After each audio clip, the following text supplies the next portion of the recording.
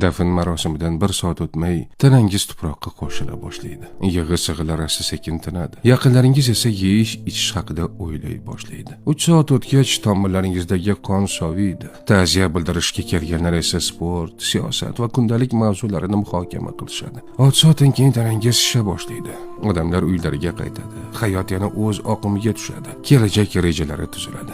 Bir kun o'tgach, a'zolaringiz chiriy boshlagan paytda ham telefoningizga xabarlar kelishda davom etadi. Bir necha kundan so'ng tanangizda o'limning binafsha va qizil izlari paydo bo'ladi. Ishxonangiz sizni ishdan bo'shatadi va o'rningizga boshqa odamni olishadi. 2 hafta o'tgach, tishlaringiz to'kila boshlaydi. Farzandlaringiz esa meros masalalarini muhokama qilayotgan bo'ladi. 3 oy o'tgach, tanangiz butunlay chirib bitadi. Turmush o'rtog'ingiz esa kundalik hayotiga qaytib seriallarini ko'ra boshlaydi. 10 yil o'tgach, sizdan faqat suyaklar qoladi. Bir do'stingiz eski suratingizga qarab sizni eslab qo'yadi xolos.